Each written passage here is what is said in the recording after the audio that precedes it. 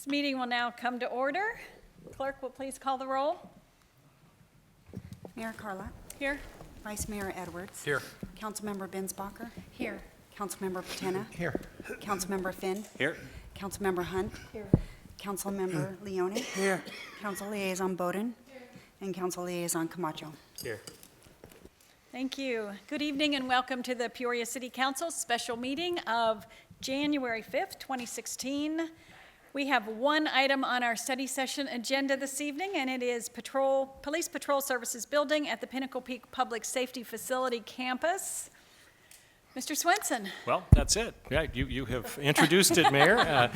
Thank you very much, and welcome back after the break, and Happy New Year's to all of you.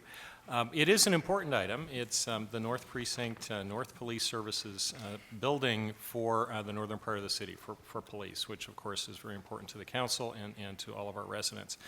And we have a presentation tonight that will include several of the key staff in the city, and we'll begin with Police Chief Roy Minter. Roy. Thank you, Carl. Good evening, Mayor and Council. Let me start by giving you a little history on the Pinnacle Peak Public Safety Facility. Of course, the facility opened in 2001. When it was built, the police department consisted of 127 sworn officers, 54 non-sworn employees, total of 181 employees. The city's population was about 120,000 residents back then. The entire building is about 20,000 square feet, houses both the police and the fire department. Right now, the fire department occupies about 13,000 square feet. We occupy about 12,000 square feet. When the building was open, it was staffed with 3 supervisors and 12 officers. Now we fast forward to where we are right now in 2016. Presently, we have 296 total employees on the police department. That's 195 sworn employees and 101 non-sworn employees, an increase of about 63% from when the building first opened. Population, of course, in the city has increased by about 33%. We realize the majority of the population increase is occurring in the northern part of the city. We currently have a total of, between supervisors and officers, 41 assigned personnel up at that precinct. So you can see that there's a significant need for additional space up there. I want to give you kind of an idea of some of the challenges we're currently facing with the current facility. The first one is that building, for the most part, is known as a fire station. If you go down Lake Pleasant, just about everybody will tell you that they notice that there's a fire station there. Usually very few people notice that there's a police facility there. Now, we have done some things recently as far as improving the signage there, because we heard several times from people that they drive right by it, and before they knew it, they were past the station because they didn't see any signage there. They drove by it thinking it was a fire station.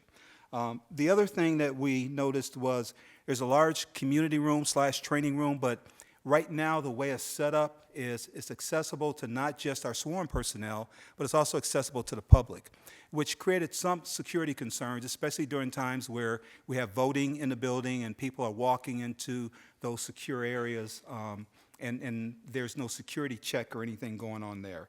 Also, if you look at some of the office space there, I mean, we've got a crime analyst that we recently assigned up to the North Precinct. Because of the lack of space up there, the crime analyst is basically sitting in the front lobby section of the station there. There is no separation now as far as a holding facility for adults and juveniles or males and females, so we basically have to take them in one at a time. If we have an adult in the area, we have to wait before we take the juvenile in there. If we have a male in there, we have to wait for that male to be done in that area before we can take a female in that area. We also use the training room, and also the community room also doubles as a training room in that area. So we do training up there for the officers, things like defensive tactics. Because it also serves as a community room, that means we can't leave that training equipment in there. So anytime we go up there to train, we have to take the equipment, set it up, and then we have to take it down, which takes a little bit of time. Also, the locker room space in there, right now we currently don't have enough lockers for all the officers assigned up there. The locker rooms are in 2 different areas. So there are some lockers that are adjacent to restroom facilities and showers. There are others that are in the other part of the facility. So if you want to get dressed after taking the shower, you got to go, some officers have to go to the other part of the facility. And then also the 911 backup center that we have there at the public safety training facility is in a cubicle that's also doubles as a workspace for the officers. Some of you have gone up there and you've seen the break room there, which is very small. It's about the size of a small closet. So it limits the officers' availability or ability to really spend some time up there, some break time. Also, the briefing room up there now, like I said, we've got a total of 41 sworn personnel assigned up there. Our briefing room was built very small, so we've got a maximum capacity of our briefing room of probably about 15 individuals who can fit into that briefing room. When we looked at the design and the needs for the new facility, a couple things we looked at. We wanted to anticipate department growth for about 20 years. We want to look at a facility that's adequate for us now, would be adequate for the future, and that has the capability of expansion. Future growth. We also wanted to look at expanding the capability of property and evidence storage up there. For the most part, we have very limited property and evidence storage up there right now, so we can only store so much, and we either have to have the officers bring it down to the South Precinct or headquarters, or there's very little that we can store up there. We also wanted to add an enclosed sally port area. That's where the officers pull into an enclosed area and bring their prisoners out of the car. Right now, they pull into the parking lot. They have to walk their prisoners into the building. So we wanted to look at an enclosed sally port area. And then the other thing is, as we see the continued growth in the northern part of the city, we also expect the service demands to increase in that part of the city. Right now, we're totally out of space there, so we can't really assign any additional personnel up there. We're kind of busting at the seams right now with what we have up there. We would like to assign additional personnel up there, but right now we're looking at additional personnel that we need to have work in the northern precinct, need to be housed out of the south precinct right now. It's pretty big. I mean, it's not a huge transportation issue, but I mean, there is somewhat of a transportation issue up there. One of the things that we looked at when we sat down with Andy Granger and Ed Striffler was we talked about the need for a facility that meets the needs of presenting an open and friendly environment for our citizens, while balancing the need for having a safe and secure facility for our officers, our supervisors, and our support staff. I think the presentation you'll see that Andy and Ed have done an outstanding job of putting together what we feel is going to be a public safety training facility that is going to be viewed as the standard for a lot of law enforcement agencies across the country. So with that, I'll turn it over to Ed. Excuse me. Thank you, Chief, for the excellent overview. Mayor and Council, it's a pleasure to be back at the table here to give you more information about where we've come since August of last year when we first talked about this project. This evening, I'm going to first hand off to Deputy Chief Benny Pena to talk about police staffing and some of the studies that they're doing. And then he'll hand back to me and we'll begin to look at the building study that we did. Chief mentioned many facets of that that led to the building program. We'll talk about phasing. You were exposed to this idea of a campus that we kind of master planned up there, and we'll outline what some of those components look like cost and timing-wise. We'll jump into the site and the building plan overview. That's kind of the exciting stuff. When we came to you in August, we had an idea. Now we've got graphics to go with it and some exciting animations to show you as well to really help you visualize what it's going to become. Consistent with our ethos of sustainability, we'll talk about what some of our intentions are there on the sustainability front, and we'll just quickly recap where we stand budget and schedule-wise, and then certainly save time at the end for questions, but at any point in the presentation, please, don't be bashful and please stop me. So with that, Deputy Chief, I'm going to hand you the clicker. I'll let you talk about police staffing. Thank you, Ed. Thank you, Mayor and Council. Appreciate the opportunity to be able to come here and present some of our ideas on what we're moving forward with the building and why it's so important and the value of it to the community as well. To give you a brief background, each year we are mandated to do a police staffing study that goes along with an annual rebid for the Patrol Services Bureau. And what that entails essentially is that we take a look at all of the calls for service, all of the activity that the officers, patrol officers specifically, have gone through in the past year, as well as any current trends that would cause us to make changes in our staffing. And This also allows us to determine the size of each of the patrol squads. So it's not just by happenstance that so many officers are assigned to a particular squad in a particular area. Historical calls for service issues, the officers' own input allow us to make those decisions on how to accurately and adequately staff each of the squads. The purpose of this study is to assist this department, of course, with the development of our staffing plan. We compare and contrast the year before, and we also have the opportunity to go back in past years in both the north and south precincts. Give you an idea, this is just and I'm sure you're aware of this, this is a map just of the north part of the city, how we designate it broken down into beats. And this allows us to distribute the calls. We assign an officer to each one of the beats. That gives them a little bit of ownership. It gives them the opportunity to become familiar with the neighborhoods and the businesses in those areas, and allows us to also develop some kind of sustained knowledge of what's historically the issues are and solutions as well. And as you can see, when we start right now, because of our inability to put more people up in the north precinct, just because of the building is physically not large enough for us to staff anymore, our separation is at Bell Road. There's obviously a greater land mass up there that's unoccupied, and that drives a lot of that, the larger beat area, that 92 area, if you can imagine one officer having been assigned that. We actually take a look at some of the driving distances and how long it takes for somebody to get for a call too.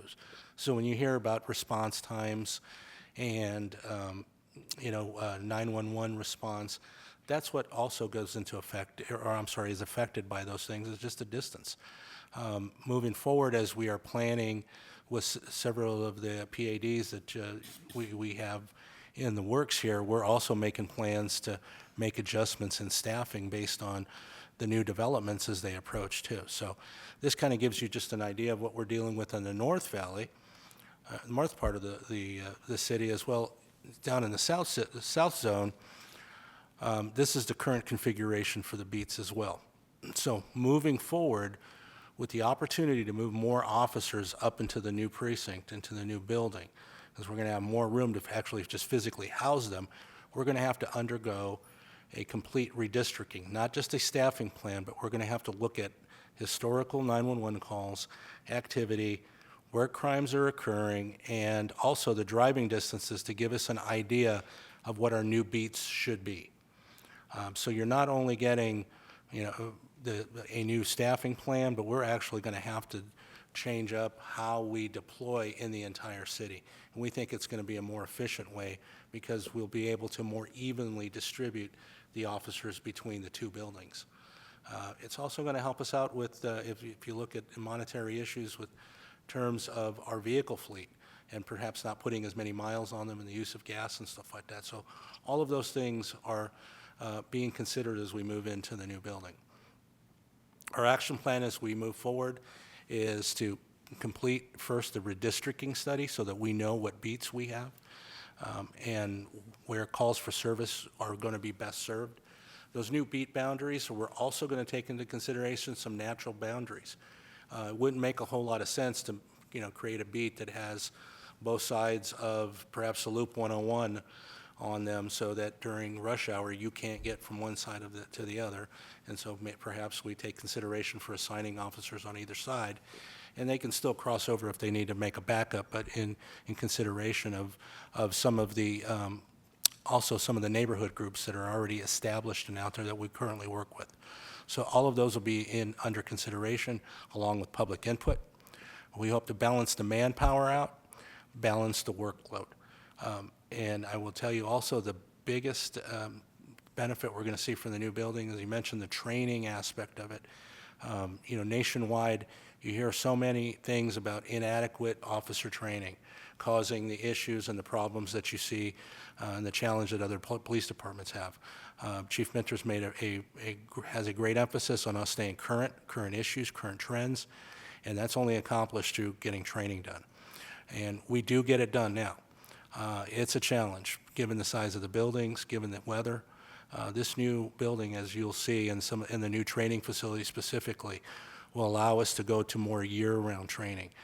With the weather, obviously outdoor training is very difficult in the summer and the heat, but this building will really afford us the opportunity moving forward to take advantage of a great facility and be very flexible as new trends approach and appear on the horizon. We can be very flexible in giving our officers training as well. Ed? Thank you, Benny. As the chief and the deputy chief have given us a good overview of growth in the department, as well as their studies of service delivery in the north. Our job in the engineering department is to respond with the best building program that we think we can to meet these needs. For the benefit of the viewing audience who may not have seen the presentation back in August, some of the dates that we're going to go through will be repeated from that presentation. As the chief mentioned, it was the 2000-2001 timeframe when we built the Pinnacle Peak Public Safety Facility. It's just under 22,000 square feet, and it's approximately half police, half fire. It was in 2009 that the first growing pains started to be felt, and the city purchased a parcel to the immediate north, and we were able to expand the parking to include significant covered parking, both for personal and city-owned patrol vehicles. But by 2012, we could see that we were on a trend to no longer be able to serve and squeeze more folks into the existing facility. They're using closets for things that weren't intended to be used, and break rooms that are small and not supportive of dialogue, really, between employees. So we undertook a study. That study was with the design team, Corgan and MWL, and many of the things that the chief mentioned are outputs from that study. It was really a good opportunity to look internally, assess what was going well, what wasn't going well, as kind of that first step to building the building program. As we got through that study, we could clearly see that the remaining land that we had available from that first land purchase was not going to be sufficient enough and wasn't oriented in such a way that enabled us to expand there and maintain both the public side and the secure side. So we launched forward, and in 2014, Mayor and Council, you authorized the purchase of an additional 6 acres, which takes us up to the south boundary of Circle K. And in by April, we were out, April of this past year, we were out looking for the right design and construction team to undertake this project. In August, this is the council meeting that I mentioned, we came to you, you awarded the contract, and we were off and running, with the mission really to be mindful of the end date and the need to get this facility built quickly so that it could align with the number of bodies that we needed to deploy in the north. In September, we were quick out of the chute with a public engagement session. We held that at Sunrise Mountain Library. Some of the council were present to hear what the residents in that area had to say. We received no negative feedback. In fact, just the opposite. We had excellent comments not only about the specifics of the police facility and what we were intending to do, but also about the growth potential on the campus. Last month in December, we approached executive leadership to kind of preview this presentation to make sure that we had met the program needs and we were on track. And here we are again in January to kind of give you that preview of the building. The intent here is to make sure that if there are any concerns that the council has, this is that time we would really request that you be vocal, because we're going to move very swiftly into construction documents and permitting with the goal of being shovel in the ground come summertime. So I mentioned this concept of a master plan campus, and I'll show you the, I'll show you the image here. This was what was presented to the public. Now a 3-parcel campus. You can see that we have our original buildings to the south portion of the site, marked PD and FD in blue and pink. And the master plan concept was to build out the new police facility in the northwest portion of this campus and leave the opportunity for a future community facility along the Lake Pleasant frontage. So this is a big capital adventure or timeline, so we have to break it down into pieces. This first piece is the $11 million piece that you see at the top of the list. That's what we're here to talk about tonight. It's a new patrol services building, approximately 17,000 square feet. And it's really program elements that are patrol-centric. Benny mentioned and the chief mentioned a lot of the patrol officer specific functions in the space that we'll go through. The idea of a second phase, which brings about another $9 million of investment, would build out the remaining portion of the vision for this building as a whole. That would bring the command staff over from the former building, would allow for the functions of detectives, code compliance, park rangers to deploy out of the north part of the city instead of all the way from the south. A Phase 2B, in kind of the visionary sense, was when we vacated the original half of the Pinnacle Peak Public Safety Facility. This opens up the opportunity to contemplate that space as a future home for 911 dispatch. There are growths in that area. The Public Safety Admin Building here in the south will be at about 20 years old when we could see this gelling into a project. It might be a great opportunity to go ahead and relocate that function to the middle part of the city. The future community facility is listed at the bottom. It's approximately $11.7 million investment, and that will be for the mayor and council to contemplate in future CIPs as to when there might be a need for a facility of that nature and what its cost timing might be. Types of improvements that we showed to the public back in September of 2015, we had new adult and juvenile holding and processing facilities and the Sallyport that the chief mentioned. New patrol-centric briefing and training facilities, expanded secure and public parking facilities, a significant amount of site development, both on-site, tying it all together, as well as off-site. The concept is to take 102nd Avenue and continue it up to connect to Pinnacle Peak, and to look at improvements at the entry point of the campus on Lake Pleasant Parkway. The project would entail all of the IT, security, audio-visual systems, equipments, and furnishings that would go along with one of our new buildings. So fast forwarding to January, we're just past 30% design on a fast track toward about 50% complete. And the differences in what you see here from what we spent or what we presented to the public is that we have modified the approach to entering the campus off Lake Pleasant Parkway. Doing some traffic analysis, we've identified that this intersection or entry point doesn't merit a full traffic signal, and that impedes the flow of traffic north and southbound on Lake Pleasant Parkway. So we've come up with a creative way of safely allowing people to merge and travel north. It's much similar to how folks egress out of Sunrise Mountain Library and head eastbound on Lake Pleasant Parkway. They cross Lake Pleasant Parkway and they're in a safe acceleration pocket. We would take the same approach here as we head north to Lake Pleasant. When we make such a grand entrance change, there are a few elements at the front of the site that need to be addressed. Currently, we have a small fueling depot right there that largely serves fires needs. We really don't want that to be our signature statement at the entry point of the campus, so we've identified an area on the northern edge of the project, and if you can see my mouse, we'll move fueling kind of out of sight, out of mind to the northern edge, but still sensitive to any pedestrian traffic that may flow from the neighborhood to the west over to the future amenity that we have on the east. And again, we really want to tie together a few things in the area. There's a regional retention basin to the west of 102nd Avenue that offers great passive recreation. We want the ability to get those folks eastward to our future community facility. So on to the building plan, for the sake of folks being able to see it both here on your monitor, but as well as the viewing audience, we're going to blow up 3 different areas of the building plan. I've identified them as processing and evidence, kind of the back of house, patrol operations, kind of the day-to-day working environment for the patrol officers, and then speaking to the fitness and training component, we'll go into area 3 and talk about some of the training program elements. Processing and evidence. We have been successful in separating juvenile and adult processing and holding. That's a deficiency in the current station. We have ADA accessible holding cells. We have the officers separated from the in custodies during report taking in a very creative and much more efficient layout of the holding facility. We have designated rooms for the detective and attorney interviews back in the holding areas. We no longer have to escort those folks out into the working environment of the building. The Sallyport is an enclosed, open to the elements, covered roof, but gated area so that an in custody, when transported into the jail, can't choose to navigate beyond the limits of that environment.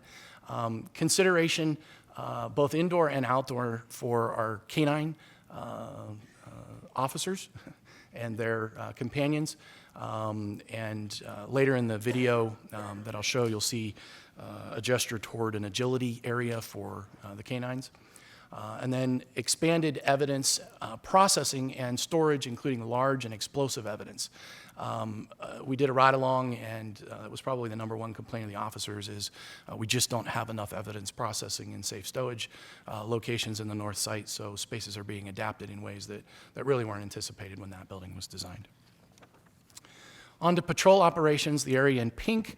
On the right-hand side of the screen is the new public lobby. That's the area that would orient toward Lake Pleasant Parkway and toward the heart of the campus. We have lieutenant and sergeant office and desk pods for the various shifts along the southern edge of this diagram, this floor plan.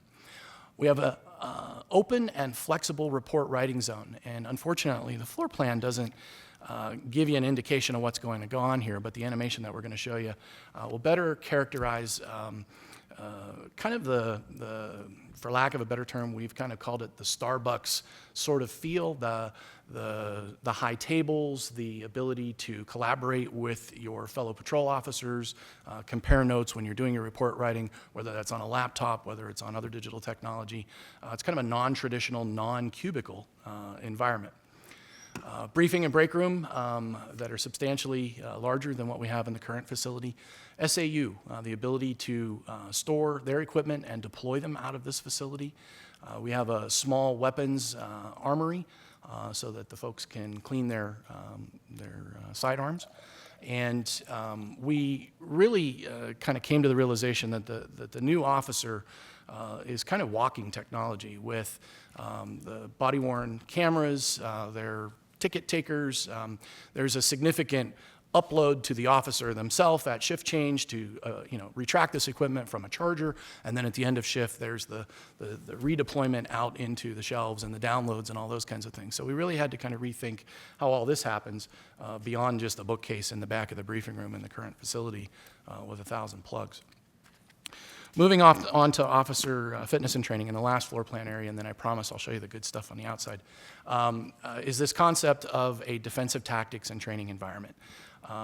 Chief Mentor mentioned that we have to do double duty with a public meeting space and still have the ability to throw batons, do defensive tactics on a space that's significantly too low for feet flying in the air and those kinds of things. So the space that you see here on the right-hand side of your screen is a large, what we're calling ruggedized space, where if a baton goes and hits a wall, that's okay, where we can roll out the mats, where we can do simulated shooting with our simulation equipment, and not have to turn a conference room into that environment and get it flipped back over for the HOE meeting that occurs that evening. We have, because we're moving out of the other facility where it's a shared fitness environment with fire, we've provided a fitness component. The officers have individual designated storage lockers, and then a different approach. We've moved away from conventional shower and locker environments into really privatized grooming and showering and restroom individualized rooms. So that's a plus that enabled some square footage gain to be able to do the defensive tactics training room. The building exterior. So we're viewing two images here. The top image, and you'll see it in the animation, is what the public would see from the heart of the campus, but also before we build any other facilities from Lake Pleasant Parkway. So we've got something contemporary. We borrow some of the colors and textures from the existing facility to pay respect to that half of the campus. We use some of the more contemporary detailing that we've used on some of our other buildings, and I think we've come up with something pretty pleasant. Much like the downtown community center, which has really two fronts, we felt the need to apply that concept here. In the current police facility, the police show up to the parking lot and walk through a back door. That's really kind of unceremonial That's where they arrive at work every day. So we took another approach and said the secure side of the facility needs that welcoming entrance for the officers. So you're going to see a lot of attention to the detail facing the officers at the parking lot where they arrive, where they deploy. So there's really kind of two fronts to the building. So with that, I'm going to ask the assistance of Mr. Barnett to switch over and show you a video of what we've come up with and gauge your reaction.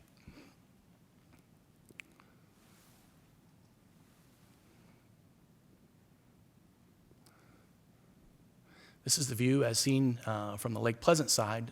We're going to travel around the north, and right now we're traveling over an area that will ultimately be the second phase of this building.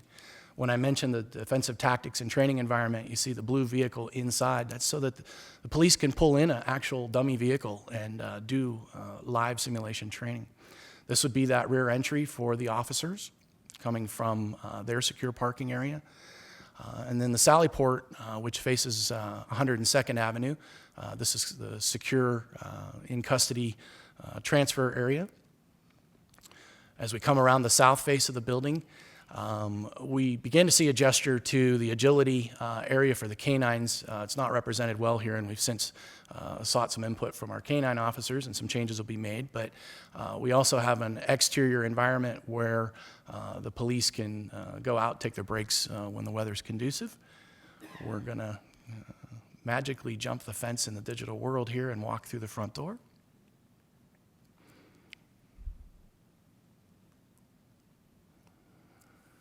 To the point about the chief saying that police really don't have a lot of identity at the current facility, I think we've greatly improved that, and we have a rival facility to the fire station to the south. We're entering the secure environment. I mentioned the lieutenant and sergeant's pods. Those would be the office environments denoted as 1, 2, and 3 on the left. This center, what we're calling the millennial or Starbucks zone, is kind of that new environment for people to do collaborative report writing, to debrief at the end of a shift.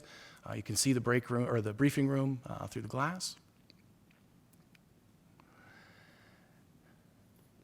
And the passageway of the officers back out to their point of arrival and their deployment part.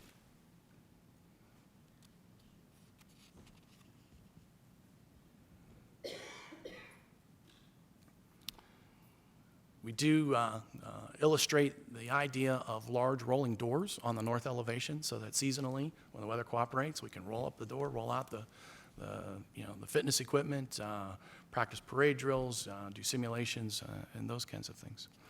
David, could you restore us back to the PowerPoint?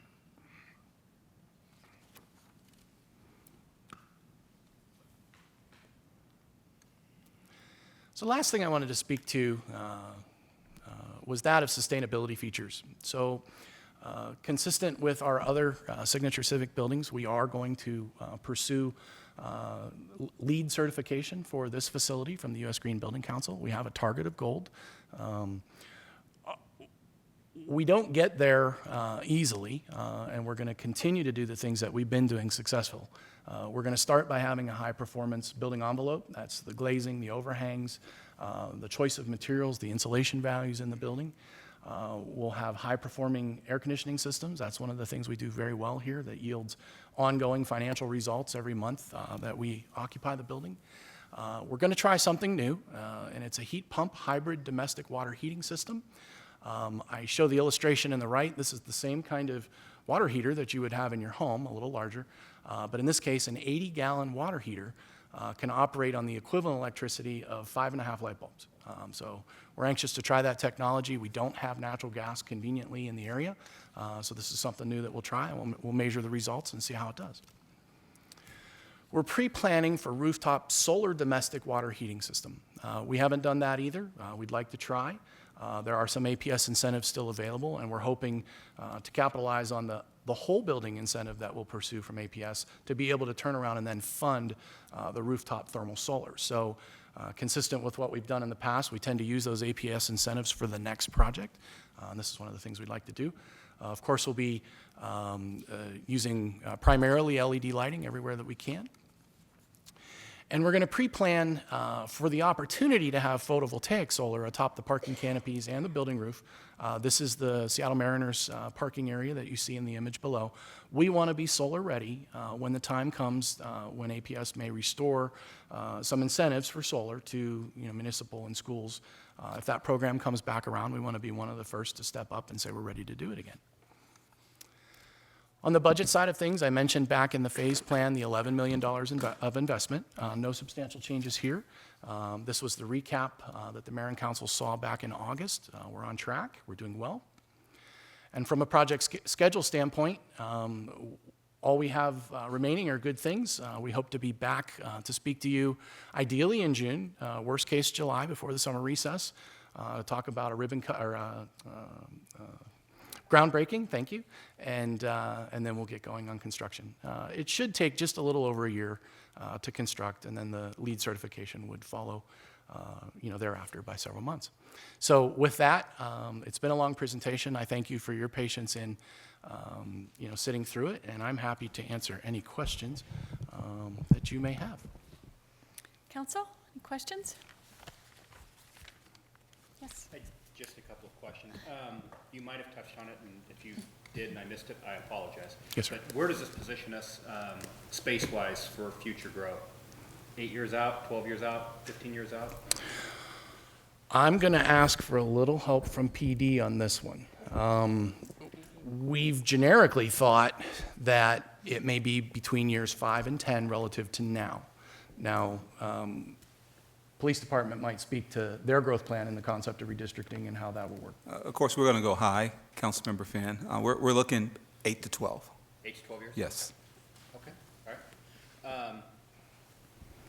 And then the LEED Gold status, I'm not an expert on any of that by any stretch of the imagination.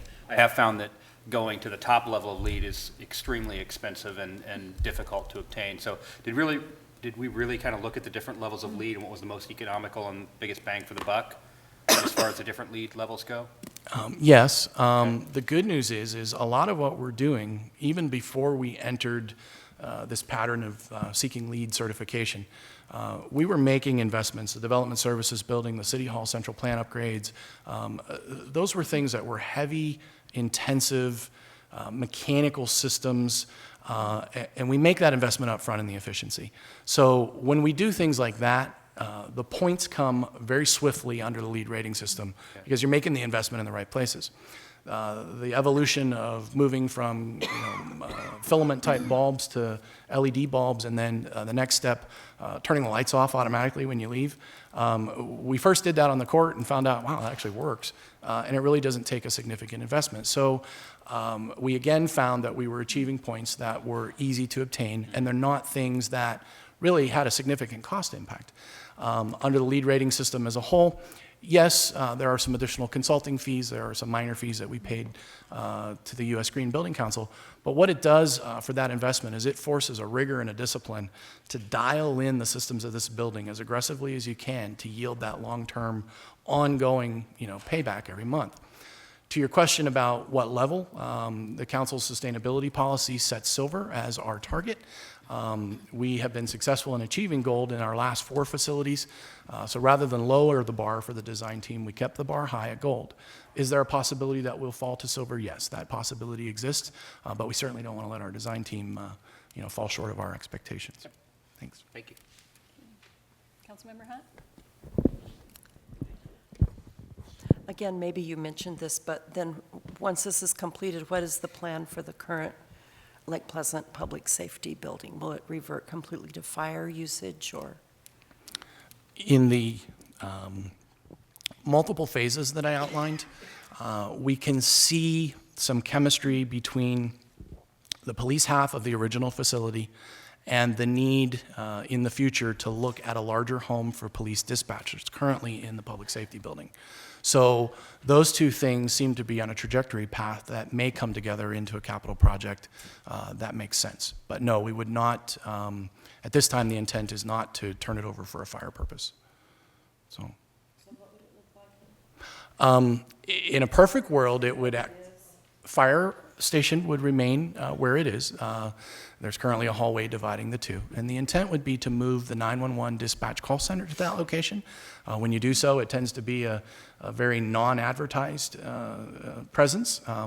To Chief Minter's point, that part of the building doesn't have great identity from Lake Pleasant Parkway anyway, and it's kind of an isolated function that we think then opens up, the next decade's worth of improvement opportunities in the public safety building, which would then be 20 years old and have its own growth needs. So. Councilmember Patena? Thank you, Mayor. I noticed in one of the previous slides that from Pinnacle Peak to Bear Claw, which is the furthest north, is 18 miles.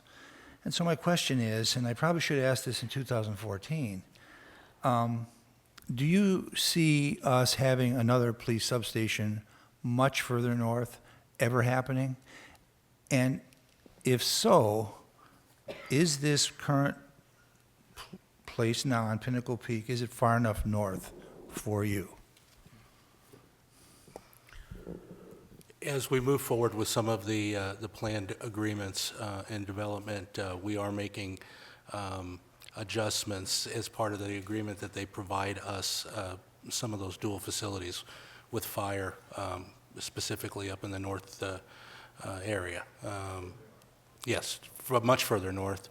Everything that's being developed north of Estancia will have fire stations, and some of those fire stations we're going to have adjustments to house police officers and allow us to use those as more briefing type stations. It won't be a full facility, but they will give us the opportunity to either create a briefing environment there where officers can meet, or during their shift, they can return there to complete reports. We wouldn't have prisoner holding areas, but this station affords us the opportunity to then kind of be the satellite, and we can look at more of a community office approach. It gives us a lot of flexibility as those developments become more robust, because we're basically have agreements that allow us to start staffing when certain permit requirements are met.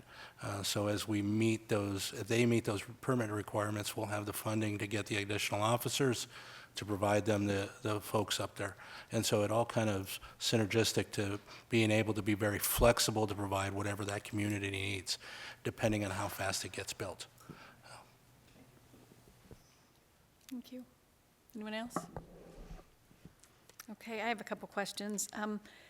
Is this precinct going to be a substation of the downtown, the current main headquarter building, or are we going to have two main police precincts?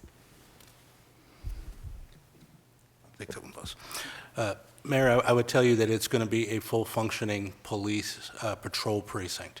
And so it's not going to substitute for headquarters. The chiefs and the executive staff will be staffed down here. The detectives primarily will be staffed down here. But that opportunity, the other thing we are moving is our entire tactical team. The entire special assignments unit, the SWAT team, is going to move down there. All of the equipment, that'll be their primary place of training. So that gives them plenty of space to do that. But our focus will be in the investigation staying down here. Our main focus for follow-up investigations will be here in the exec staff.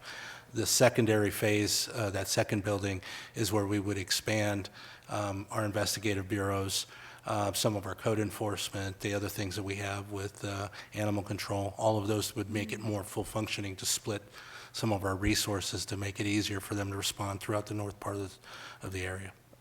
Okay, thank you. And so there is still another parcel of land to the south that we have not purchased, isn't that correct? Yes, that is correct. And so is there any plans for us to grow into that? We evaluated that parcel at a time when Fire was looking for a place for their support services function. That side of the facility is adjacent to the fire station itself. We're not sure there's a great fit for the parcel any longer, since the fire support services need was met in a different way. So I think that south edge of the parcels as we have them is our south edge. It's awkwardly shaped, gets narrower as we go further south. I think we should definitely make sure that we are really, really clear on letting that parcel go, because once somebody else buys it, it's gone, and then we're landlocked. We have no ability to grow, move, have other buildings, have other phases, have other parking. So I think, we need to make sure of that. I just want to throw that out there. And also I want to say that I really love the design of this building. It looks state-of-the-art, it looks contemporary, it looks very much like the Peoria we're becoming. But one thing I do want to know about is security. In this day and age, I want to make sure that we put in all of the state-of-the-art security that our officers need for their new facility. So are we covering all those bases? Yes. One of the things that I spoke to earlier was this need to kind of be on the correct side of the campus. All of the officer, what we call the secure side, is all behind tall blocked walls with rolling gates, credentialed access. On the public side, they're really only available or only able to travel into the lobby, at which we have that layer of hardening that ensures that our working officers in the facility are safe from any threat that could occur in the lobby. And we would, of course, deploy, our badge credential systems throughout the building and those things.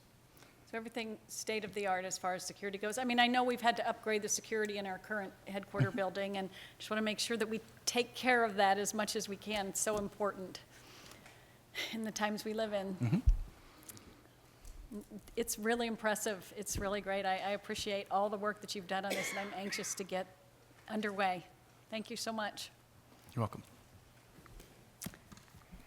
And that's all we have this evening. Okay. Well, then if there's nothing else, we are adjourned